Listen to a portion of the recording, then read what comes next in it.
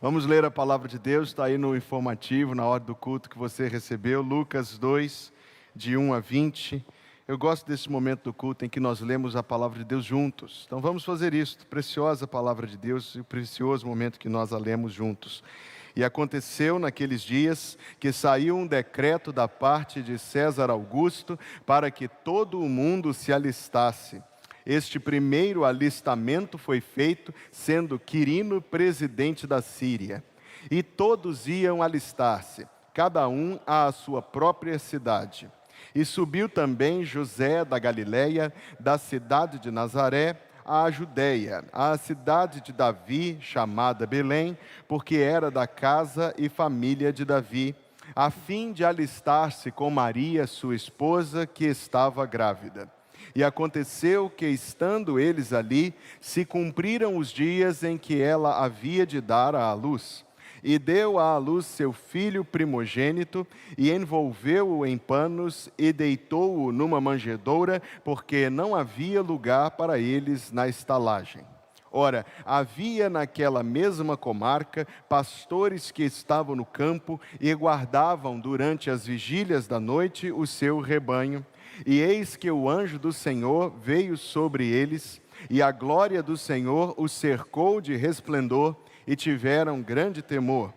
E o anjo lhes disse: não temais, porque eis aqui vos trago novas de grande alegria, que será para todo o povo, pois na cidade de Davi vos nasceu hoje o Salvador, que é Cristo o Senhor. E isto vos será por sinal: achareis o menino envolto em panos e deitado numa manjedoura.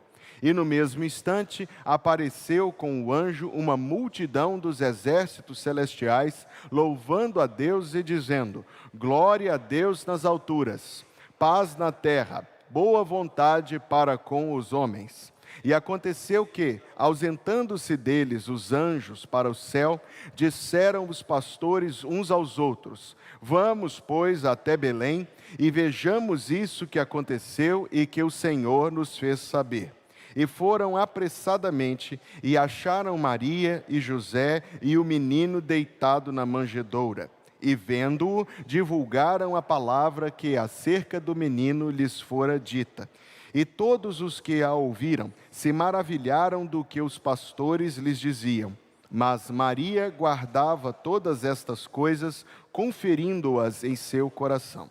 E voltaram os pastores, glorificando e louvando a Deus por tudo o que tinham ouvido e visto, como lhes havia sido dito. Esta é a palavra de Deus. E o povo de Deus diz: amém. Você pode se sentar. O coro primícias à vontade para ir para o seu ensaio.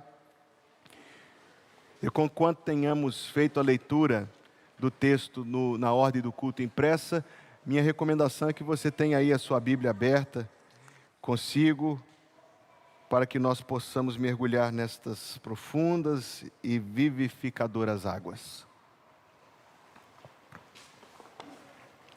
O que são anjos? Anjos são criaturas, ou seja, obra da determinação de Deus, criaturas imateriais, espirituais, ancestrais, e com isso eu quero dizer que nos antecedem, e segundo o livro de Jó, capítulo 38, antecedem a criação do universo, e imortais, como diz a Escritura Sagrada, anjos não morrem, Lucas 20, 36. São incontáveis, como está escrito em Hebreus 12, 22. E tem uma função na criação, que é a de executar as determinações divinas. E excetuado Zacarias capítulo 5, versículo 9, em que se faz referência a anjo de aspecto feminino, todas as outras menções aos anjos na Bíblia são numa posição e num aspecto masculino. Porque fundamentalmente anjos são apresentados como soldados. E esse papel é um papel masculino. Lutar é um papel masculino. Lutar, eu digo, fisicamente, na refrega ali no punho. Dos 66 livros da Bíblia, veja que interessante, 34 fazem referência aos anjos. E o Senhor Jesus, em pelo menos duas ocasiões, em Mateus 18:10 e em Mateus 26:53, fez referência aos anjos.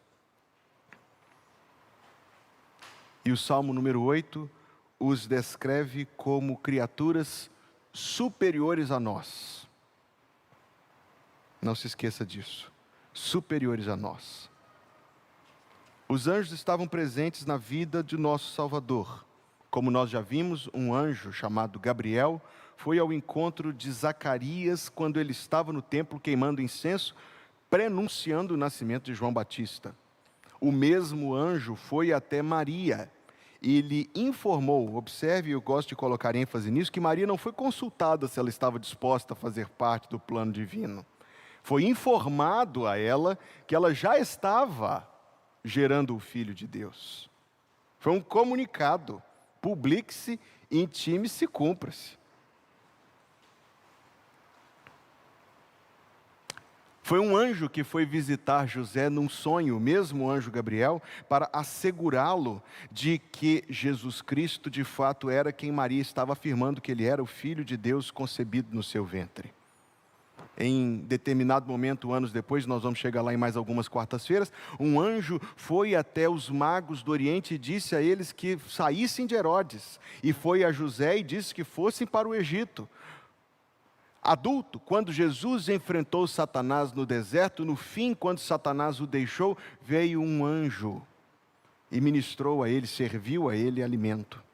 Quando ele estava no jardim em profunda agonia, como está escrito no Evangelho de Lucas, capítulo 9, veio um anjo do Senhor que o confortava.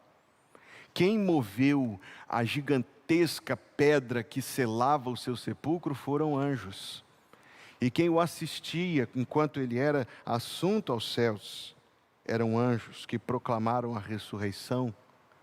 Anjos, por sua vez, ajudam os crentes, e essa é uma categorização muito genérica usada em Hebreus 1:14, e de alguma maneira eles contemplam a nossa vida, como está em 1 Coríntios 4, 1 Coríntios 11, 1 Timóteo 5, e em situações muito excepcionais, eu quero colocar isso aqui em negrito, em situações muito excepcionais, não é impossível, mas é raro, que um cristão tenha um contato com um anjo. Mas eu quero dizer a você que isso é raro, viu? Não é impossível, mas é raro. Comigo nunca aconteceu. Os anjos virão no dia da vinda do Senhor para separar os crentes dos incrédulos, o joio do trigo. Os anjos, enfim, serão aqueles com quem nós dividiremos a presença de Deus eternamente. E ainda que o meu objetivo do estudo hoje não seja falar sobre a doutrina dos anjos, eu acho muito importante a gente começar por aqui, a fim de que nós possamos compreender exatamente a dimensão e a proporção do que aconteceu no campo ao redor de Belém na noite em que o Senhor Jesus nasceu. Principalmente porque, na grande maioria da experiência dos crentes, sabe-se muito pouco a respeito dos anjos. Talvez, eu não sei se você já tenha ouvido um conjunto de informações sobre anjos como este que eu acabei de mencionar aqui, muito en passant, em outra ocasião. O que infelizmente dá margem para superstições, dá margem para misticismos e outras coisas semelhantes a essa. Não, a gente pode ser bastante objetivo. Voltemos a Belém. Eu disse a vocês na quarta-feira passada que além do fato de Cristo ter nascido em Belém é muito significativo, e o destaque que eu coloquei na semana passada foi que de todas as cidades onde o Senhor poderia ter nascido, a principal delas que vem à mente de todos nós, que vem aliás à mente de qualquer pessoa, porque quando os magos do Oriente foram à procura do rei dos judeus, para onde eles foram?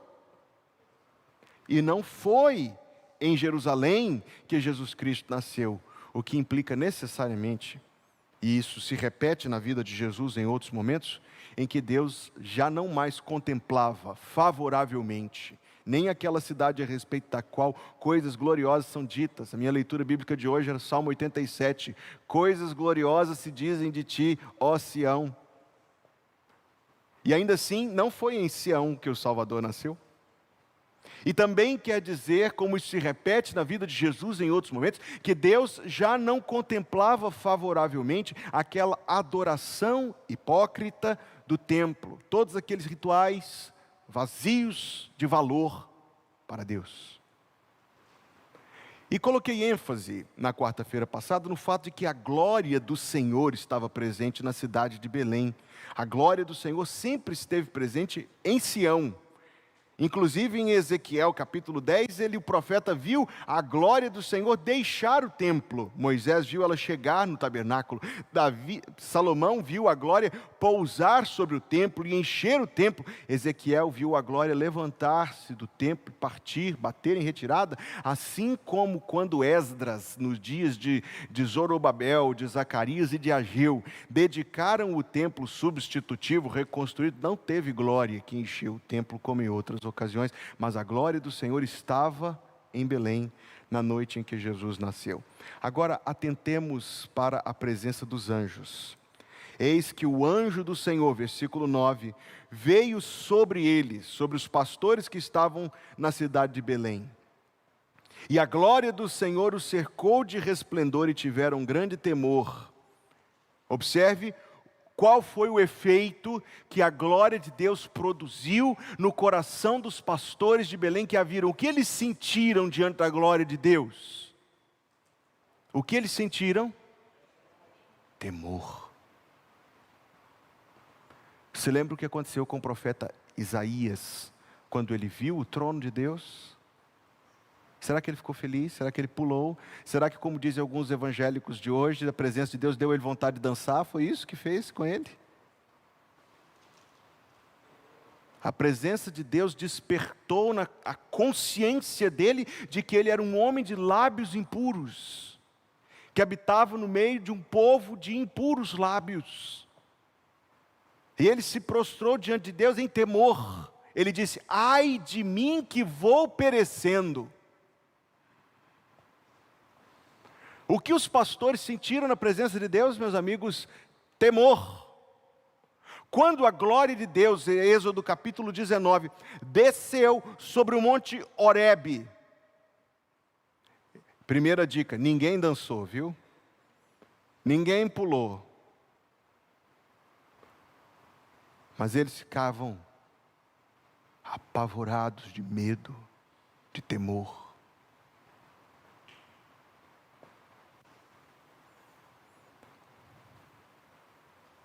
A glória de Deus e a presença gloriosa de Deus, por que ela nos incitaria? Temor. Porque é luz. E a luz, ela tem uma característica desvendadora.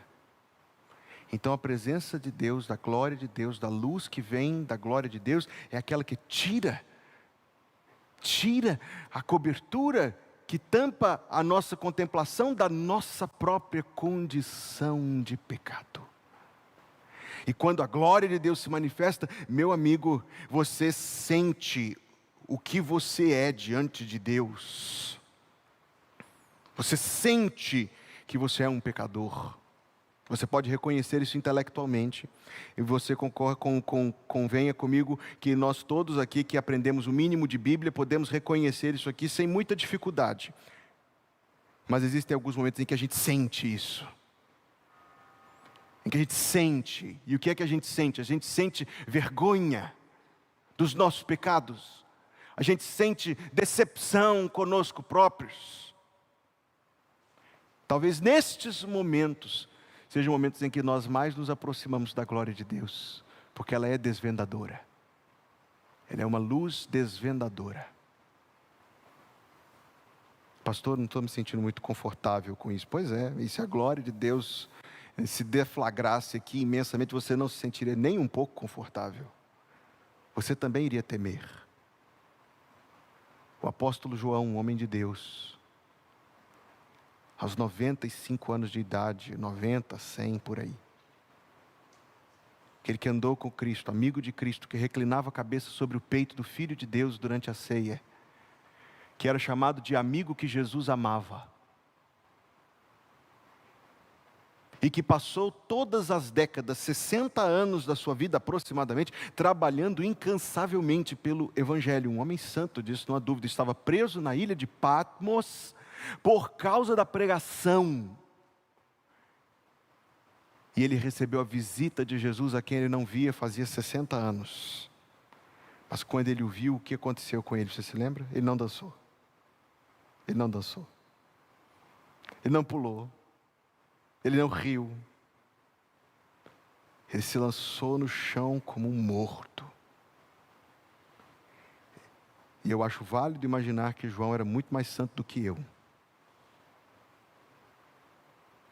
E ele se jogou no chão como um morto.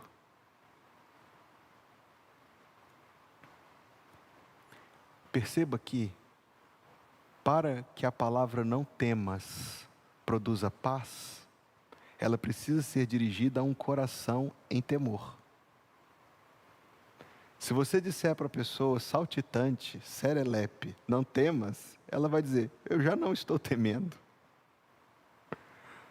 Ela vai sorrir e dizer, muito obrigado. Mas se você diz para alguém que está prostrado, caído como um morto, não temas, então sim, esta palavra tem o poder de alívio, especialmente quando ela é acompanhada de uma conjunção, de uma afirmação causal. Porque você pode dizer para alguém com um espírito muito otimista, vai ficar tudo bem, vai dar tudo certo. E na dimensão humana, por vezes, é até um ato de compaixão fazer isso, para você aliviar um coração sobrecarregado, mesmo que você não tenha tanta certeza assim de que vai ficar tudo bem no fim das contas. Entende o que eu estou dizendo aqui? Mas existe um grande poder. Quando João estava lá caído como morto, nosso Salvador se dirige a ele e diz, não temas, eu sou o primeiro e o último. Estive morto, mas vivo para sempre, e tenho nas mãos a chave da morte e do inferno. Agora sim, não temas, com um porquê poderoso para afugentar o temor. Não temas, porque eu estou vivo, diz Jesus Cristo. Não temas, porque eu venci a morte e o inferno. Eis bons motivos para você não temer. A mesma coisa acontece ao redor de Belém, na noite em que Jesus Cristo nasceu. Veio o anjo, a glória do Senhor, a luz de Deus, desperta naqueles pastores o senso de sua própria pecaminosidade. Evidentemente, eles estão com o coração cheio, aliás, a Bíblia diz, tiveram grande temor. E então o anjo lhes diz, não temais, versículo 10. Por quê? E ele dá um porquê para que aqueles homens não experimentassem o medo. Não temais, porque eis aqui vos trago novas de grande alegria, que o será para todo o povo, pois hoje na cidade de Davi vos nasceu o Salvador. Marque esse título, marque esse título, marque esse título. O Salvador, que é Cristo o Senhor. Esse título de Jesus Cristo, esta afirmação a de seguir não é minha, ela é de Billy Graham. Se o mundo precisasse de educação, Deus teria mandado um professor. Se o mundo precisasse de melhora das condições de vida, Deus teria mandado um político. Se o mundo precisasse de estratégia, Deus teria mandado um diplomata. Se o mundo precisasse de uma solução econômica, Deus teria mandado um economista. E o anjo teria dito, não tem mais, porque hoje vos nasceu um economista. Quão pouco poder estas palavras têm. O mundo precisa de salvação. E a palavra do anjo é, não temais, porque hoje vos nasceu um Salvador. Domingo vocês ouvirão profissões de fé. Todas as vezes que eu converso com alguém que vai apresentar a profissão de fé, eu sigo mais ou menos um roteiro semelhante, onde eu quero encontrar as mesmas coisas. Isso não é novidade para a grande maioria dos membros da igreja, porque eu já contei esse segredo outras vezes, não é segredo nenhum. Eu quero ouvir sobre arrependimento, Eu quero ouvir sobre fé em Jesus Cristo. Não importa se tem 80 ou 8 anos de idade. Não importa se é filho de crente ou alguém que acabou de conhecer a Cristo e entrou pela porta porque quis entrar. Não é isso que eu estou procurando saber. Não é o histórico, não é o pedigree espiritual. Eu quero saber se essa pessoa já se converteu de verdade. E se ela tem uma noção mínima do que é se tornar membro da igreja para assumir essas responsabilidades com a igreja. Então eu sempre pergunto basicamente e evidentemente que as mesmas palavras acabam aparecendo. Então a pessoa diz, eu pergunto, quem é Jesus para você? É uma das perguntas que eu faço. A pessoa diz, Jesus é o meu Salvador. Eu falei, Salvador é quem salva. Jesus te salvou de quê? Entende isso? Salvador é quem salva. Ele nos salva. Mas salva de quê? Salva da ira de Deus, da punição merecida dos nossos pecados, salva do inferno, salva da natureza adâmica que nós recebemos, uma natureza condenada a pecar. Por que não temer? Porque Deus mandou um Salvador. Não temais, hoje vos nasceu um Salvador.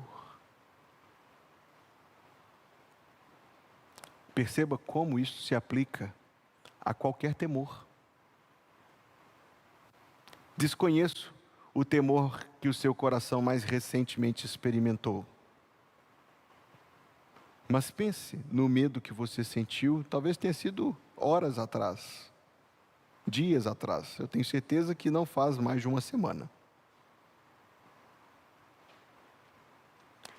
E observe o quanto estas palavras são eficazes em relação a quaisquer temores que nós experimentemos. Não temais, porque Deus já nos deu um Salvador. Não temais, porque Deus já nos deu um Salvador. No tempo em que a química e a farmacologia e as ciências naturais estavam todas misturadas num negócio chamado alquimia, viveu um alquimista alemão chamado Paracelso. E Paracelso empregou décadas do seu intelecto para compor, ou procurando compor, Paracelso. Agora entendi porque que o pessoal está sorrindo. Paracelso. Viveu um alquimista chamado, esse nome que eu não vou repetir. Ninguém sorriu mais do que sua sogra, viu, Celso? Ponto, parágrafo. Esse alquimista dedicou décadas do seu estudo procurando a panaceia universal, o remédio que curaria todas as enfermidades. Não há, evidentemente não há, mas há um Salvador, que é Cristo Senhor. A panaceia universal, a cura para todos os temores. Você já leu as memórias póstumas de Brás Cubas? Ele passou os últimos anos da vida tentando criar o emplasto Brás Cubas, a solução para todas as enfermidades emocionais. Ele não achou, não há, mas há. Não temais, porque hoje na cidade de Davi vos nasceu um Salvador, não um Salvador, o Salvador, que é Cristo o Senhor. Prosseguimos para o versículo número 13, que diz: e no mesmo instante apareceu com o anjo uma multidão dos exércitos celestiais, louvando a Deus e dizendo: glória a Deus nas alturas, paz na terra, boa vontade para com os homens. Você consegue imaginar essa cena? Você consegue imaginar esta cena? Você consegue imaginar o tamanho dos exércitos celestiais? Um dia o Senhor Jesus disse lá no jardim do Getsêmani que ele podia orar e chamar 12 legiões de anjos. Você sabe quantos anjos são 12 legiões de anjos? 72 mil. Ele disse, eu posso chamar agora 72 mil anjos para vir. Mas nem isso foi chamado de grande multidão. Ele disse 12 legiões, era algo medido. Aqui nesse texto houve algo sem medida. Este pequeno grupo de pastores, nós não sabemos quantos, embora a tradição nos diga que eram poucos, Foram as únicas testemunhas oculares, se mal que talvez com esse barulho, com essa luminosidade, alguém pode ter acordado lá dentro do seu casebre em Belém e visto pela janela alguma coisa, mas isso é especulação minha. Eles foram as únicas testemunhas oculares desse encontro, esse ponto de encontro entre a eternidade e o tempo, entre o imaterial e o material, entre o celeste e o terrestre, esse ponto em que o céu e a terra convergiram num só local. Desceram, diz o texto, multidões dos exércitos celestiais. Se você está imaginando milhares, imagine mais. Quando João viu o trono, ele disse que ao redor do trono estavam milhões de milhões. Nós não conseguimos, querido, nós não conseguimos imaginar a grandeza disso aqui, nós não conseguimos. Reconheçamos isso aqui humildemente. Mas você consegue talvez sentir nas palavras. Lucas, muito provavelmente, para escrever estas linhas, teve a oportunidade de se assentar com estes pastores. Ou talvez da mãe de Jesus Cristo que ouviu dos pastores. Seja por segunda fonte ou terceira, o texto é bem fresco, é bem na fonte. Você consegue sentir no relato que estas multidões, milhões, estavam experimentando alegria. Uma multidão louvando a Deus, dizendo: glória a Deus nas maiores alturas, paz na terra, boa vontade para com os homens. Por isso eu comecei falando de anjos. Nossa imagem de anjos, nossa imagem cultural de anjos é pagã. Ponto.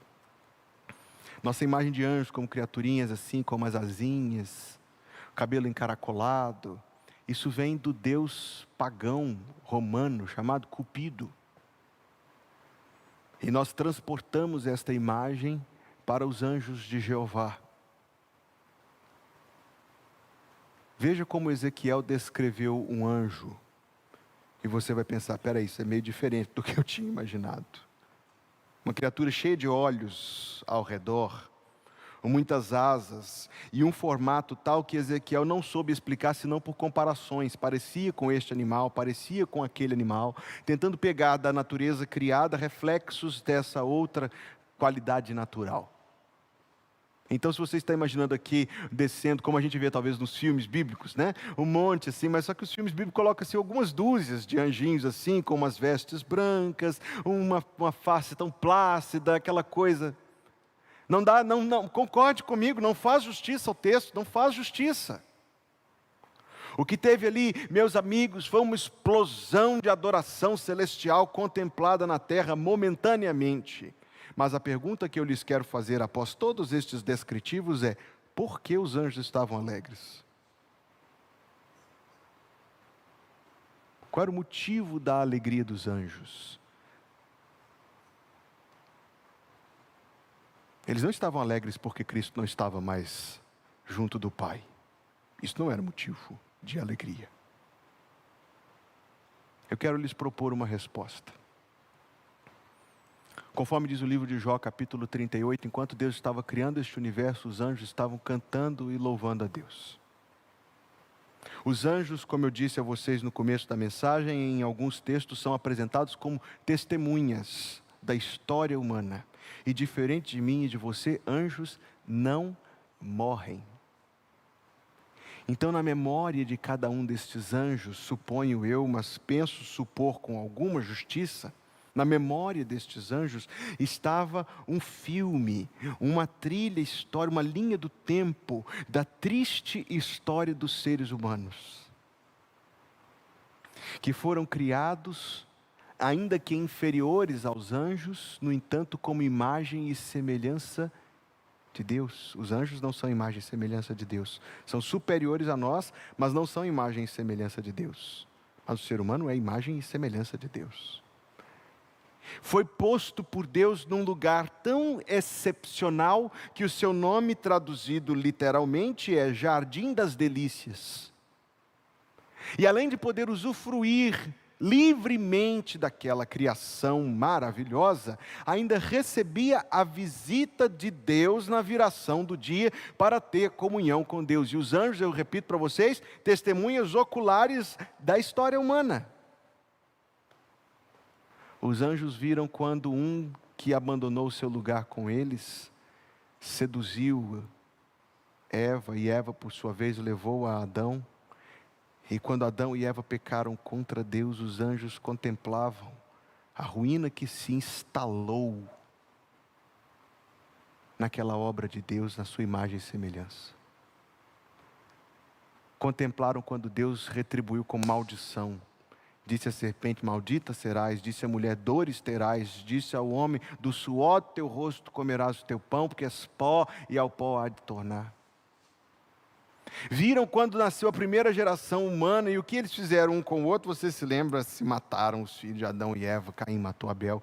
E puderam contemplar aqui, para poder agilizar nosso raciocínio, o declínio, a decadência que o pecado introduziu nessa raça que foi introduzida por Deus no mundo, não somente para ser a sua imagem e semelhança, mas para viver em comunhão com Deus.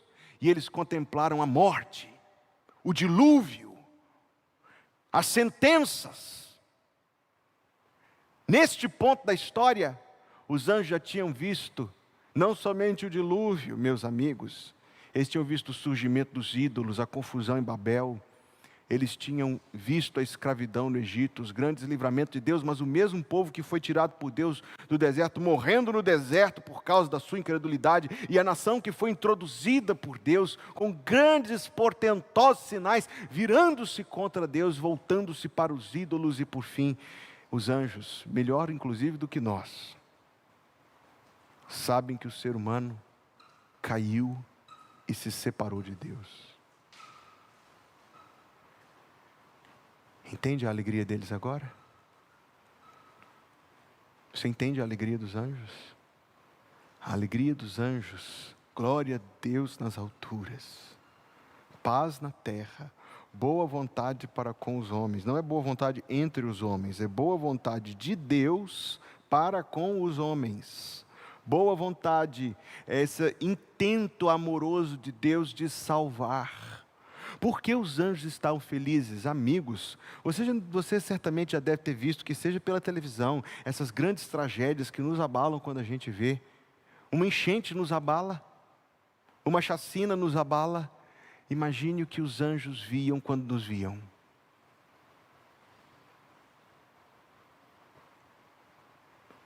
Então você consegue imaginar a alegria dos anjos quando Jesus nasceu, para resgatar essa raça caída de Adão, e para nos dar, não a chance de sermos salvos. Jesus não veio para dar chance de salvar ninguém, sabia disso? Jesus não veio para dar chance de salvar, Jesus veio para salvar. Ele não veio para possibilitar nada, Ele veio para garantir. Ele não veio para deixar nada em aberto. Na cruz, o que foi que Ele disse? Está tudo em aberto. Não foi isso que Ele disse, não. Ele disse: está consumado. Ele não veio tentar fazer alguma coisa. Ele veio fazer. E Ele fez. E o conhecimento dos anjos do misterioso plano de Deus, a contemplação do nascimento de Jesus Cristo, observadores da história humana, os faz celebrar. Os faz celebrar o nascimento de Jesus na cidade de Belém. Isto vos será por sinal, diz o versículo 12. Achareis o menino envolto em panos e deitado numa manjedoura. Eu falei um pouco sobre isso quarta passada, mas eu preciso retomar. A palavra sinal, em grego semion, quer dizer que era algo envolvido de significado.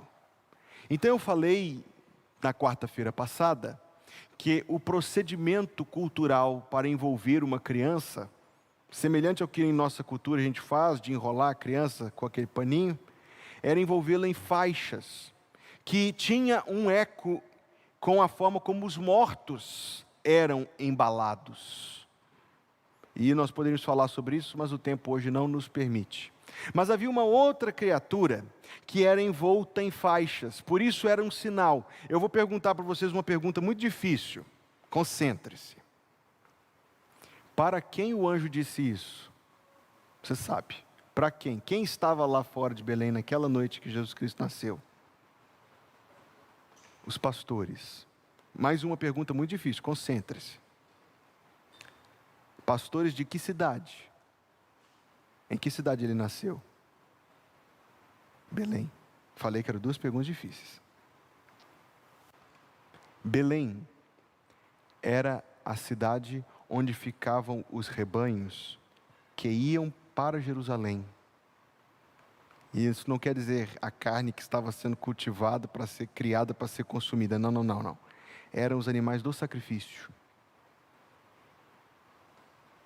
Aqueles rebanhos não eram rebanhos particulares. Era gado do templo. Você se lembra das exigências de Moisés para que o animal fosse sacrificado? Ele tinha que ser observado durante 3 dias, lembra disso? Agora, se você é um pastor, e você tem lá algumas centenas de ovelhas para criar, como é que você vai observar a mesma durante 3 dias se elas são tão iguaizinhas? Eles punham uma faixa.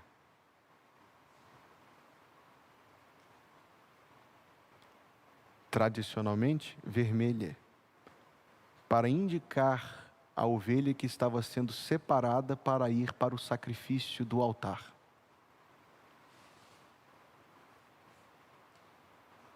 Se aquela ovelha, por exemplo, quebrasse a perna um dia antes, que sorte da ovelha, não? Tinha que procurar outra. Então, obviamente, que eles não preparavam só uma, eles preparavam um pequeno contingente, até porque havia o sacrifício das 9, das 3 da tarde, e tudo isso tinha que ser suprido pelos rebanhos do templo que eram cuidados em Belém. O sinal identificador, o dístico, das ovelhas que estavam sendo preparadas para serem sacrificadas, era uma faixa amarrada nelas, para que em meio a centenas você pudesse identificá-las. O que você acha que isso significou para os anjos, quando disseram: achareis o menino envolto em panos e deitado numa manjedoura? Um sinal de morte. Você tem até o dia da sua morte para usar a sua vida. Sabia disso? E você não sabe que dia a morte vai chegar para você. Nesse grupo de pessoas aqui, queira Deus que todos nós morramos durante o sono aos 99 anos de idade. Mas você sabe que provavelmente não é isso que vai acontecer. Dentro desse grupo de pessoas aqui, eu não quero soar assim muito fúnebre não, mas ora, só considere a lógica. Haverá doenças, acidentes, não haverá? Haverá. Se a gente marcar para se encontrar daqui 75 anos nesse local aqui, quantos de nós estarão para chegar para o encontro? Não nos pertence.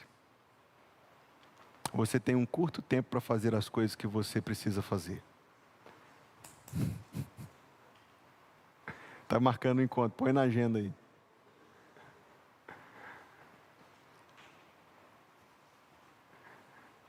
Você tem um curto tempo para fazer as coisas, e tudo que você precisa fazer, você tem essa vida para fazer. Nosso Salvador, diferente de nós, tinha todo o seu propósito de vida objetificado e concentrado em sua morte. Você veio ao mundo para viver. Jesus veio ao mundo para morrer. E isso estava presente, fortemente presente, no dia do seu nascimento. Ele foi envolto em panos, e isto vos será por um sinal, um indicador, algo que tem um significado, e o significado está na morte. Meu tempo está terminando. E aconteceu, versículo 15, que ausentando-se deles os anjos para o céu, disseram os pastores uns aos outros: vamos, pois, até Belém, e vejamos isso que aconteceu e que o Senhor nos fez saber. Você observou que o anjo não deu endereço para eles? Diferente dos magos, eles não tinham estrela guiando. E mesmo os magos, nós vamos chegar lá e vocês vão ver que ser guiado por uma estrela é um negócio difícil à beça. Quando você assiste o filme bíblico A Estrela de Belém, mostra a estrela posando em cima da casa, assim. Ser guiado por uma estrela é fogo. Deixa isso para a próxima conversa. O anjo não disse o endereço. Eles tiveram que sair procurando. Lembra que eu falei quarta passada que a cidade estava lotada? Tradicionalmente a gente imagina o Salvador nascendo à noite. A Bíblia não diz o horário que ele nasceu. Nos diz que os anjos cantaram à noite, como está escrito aqui, com toda a clareza aqui no versículo 8. Então você imagina eles indo à noite, procurando. Por isso precisava de um sinal. Talvez tenha nascido outras crianças em Belém naquele dia, muito provavelmente isso aconteceu. Esta criança tinha que ter um sinal característico, e havia dois. Estava envolto em faixas, apontando para a sua morte, e deitado numa manjedoura. E eu disse quarta-feira passada que isso era um sinal da sua rejeição. Que ele veio a esse mundo, veio para o que era seu, mas os seus não o receberam. Os seus não o receberam. Ele foi rejeitado, e não foi aceito, não tinha lugar para ele nascer. Nasceu na sujeira, na imundície. Esse é o duplo sinal, um sinal de morte e um sinal de rejeição. Nada bonito, nada, eu sei que não é nada bonito. E foram apressadamente, versículo 16, e acharam, quer dizer que eles procuraram, só acha quem procura. E acharam Maria e José e o menino deitado na manjedoura, e vendo-o, divulgaram a palavra que acerca do menino lhes fora dita. Todo mundo, cada pessoa que se encontra com Jesus Cristo é uma testemunha e um mensageiro seu. Amém? Você tem uma mensagem para dizer. Eu estava lendo outro dia um sermão de Spurgeon no dia de Natal de 1800 e alguma coisa. E Spurgeon, na tradição dos puritanos, para ele não tinha esse negócio de domingo de Natal, domingo de Páscoa. Todo domingo era igual para ele, todos eram especiais. Mas nesse domingo especificamente, talvez alguém na congregação estava com a expectativa que ele fosse pregar nesse texto. Ele foi lá em Marcos capítulo 5, a cura do endemoniado gadareno. Mas o sermão foi baseado nas últimas palavras de Jesus para aquele homem, já liberto de Satanás. Vai e conta para os teus o que o Senhor fez por ti e como teve misericórdia de ti. Ao sair da porta desta casa, não hoje, todas as vezes que você sai pela porta desta casa de oração, você tem uma mensagem que você está levando consigo para os outros. Vai e conta para os teus o que o Senhor fez por ti e como teve misericórdia de ti. Vai, você sai daqui, você visita a primeira igreja batista de São Paulo, e quando você sai pela escadaria está escrito na porta acima, daqui, desta porta em diante é o campo missionário. E você está saindo para levar uma mensagem: vos nasceu um Salvador, o Salvador, que é Cristo, o Senhor. Você também é um portador desta mensagem. Maria guardava todas estas coisas, conferindo-as em seu coração.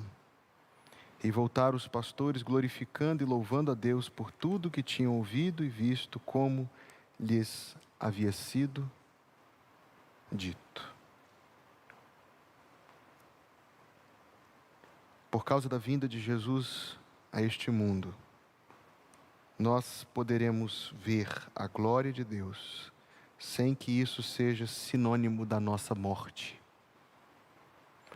Por causa da vinda de Jesus Cristo ao mundo, nós poderemos ver a glória de Deus, sem que isto seja sinônimo da nossa morte.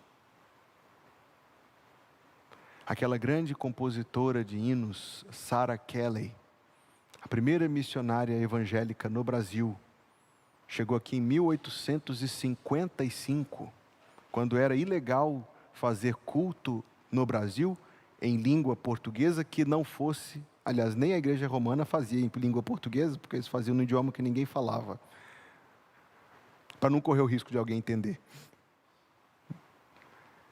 mas era proibido falar em língua franca.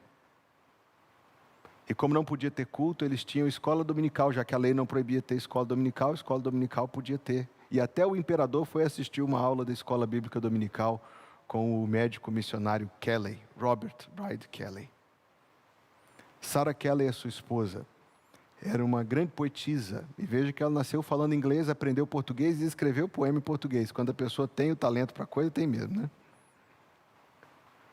Ela escreveu assim: se nos cega o sol ardente, quando visto em seu fulgor, quem contemplará aquele que do sol é o Criador? Você pode olhar para o sol? Você consegue olhar para o sol? Você consegue olhar para o sol? E você acha que consegue olhar diretamente para Deus que criou o sol? Se nos cega o sol ardente quando visto em seu fulgor, quem contemplará aquele que do sol é Criador? Patriarcas nem profetas o chegaram a avistar, nem Adão chegou a vê-lo antes mesmo de pecar. Luz para a qual o sol é trevas, quem te pode contemplar? Nossos olhos nus, humanos, não te podem encarar. Fogo em cima da arca santa, sarça ardente no Sinai, são figuras só da glória do Senhor, do eterno Pai. Agora veja a última estrofe. Para termos nós com Ele franca e doce comunhão, Cristo, o Filho, fez-se carne, fez-se nossa redenção, para que na glória eterna, eu amo este verso, para que na glória eterna nós miremo-lo sem véu. Cristo padeceu a morte, nova entrada abrindo ao céu. Por causa da vinda de Jesus, um dia nós olharemos diretamente para Deus, sem medo de sermos destruídos por isso. E isso só é possível porque Ele veio a este mundo um dia, nos nasceu o Salvador, que é Cristo Senhor. Vamos nos colocar em pé e vamos cantar. Adson escolheu este cântico. Glória a Deus, cantam anjos lá nos céus, trazem novas de perdão, graça, eterna salvação. Prova deste amor dá o Redentor. Fique em pé e nós vamos cantar noite de paz, noite de amor, na conclusão do nosso pensamento esta noite na presença de Deus.